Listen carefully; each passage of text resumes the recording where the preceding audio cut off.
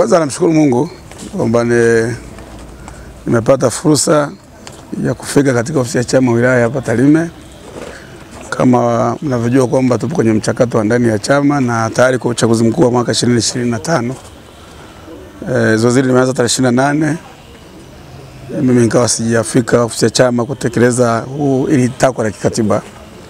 Kwa hiyo nimeshachukua fomu ambayo nitaijaza na nitairejesha kesho katika ofisi ya chama ili sasa turuhusu michakato ndani ya chama iweze kuendelea na maelekezo mengine ya chama.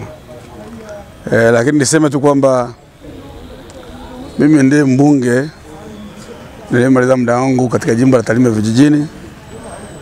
Kazi ambayo na dhamana ambayo nilipewa na wananchi wangu na chama changu kuanzia mwaka 2020. Kwa hiyo nimehudumia wananchi wangu kwa muda wa miaka 5. Jimbo langu ni kubwa na changamoto nyingi, lakini nimefanya pale nilipoweza. Miongoni mwa wabunge wachache ambao wamefanya ziara za kutosha katika jimbo.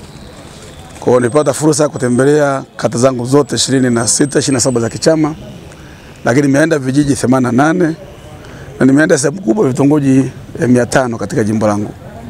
Na kwa hiyo tumefanya kazi kubwa ya maendeleo kwa wananchi. Sasa kazi ambayo imefanyika Tarime vijijini, aina ya uwakilishi katika bunge la Tanzania, utoaji wa hoja bungeni, kuchangia bajeti mbalimbali za serikali na kuziunga mkono, matamko mbalimbali ya bunge kwa ajili ya kuunga mkono serikali, lakini vile vile maswali ya msingi ambayo nimeuliza kule Dodoma, maswali ya nyongeza na maazimio mbalimbali ambayo nimeshiriki, lakini pia na kauli mbalimbali za wananchi wangu na viongozi wa chama imenipa nguvu. Leo nimesimama hapa kuchukua fomu kwa heshima kubwa, nikiamini kwamba wananchi wangu wataendelea kuniunga mkono. Kwa hiyo swali unasema kabla ya kuruka unaagana na nyonga. Mimi nimeagana na nyonga kabla kuja kuchukua fomu. Asanteni.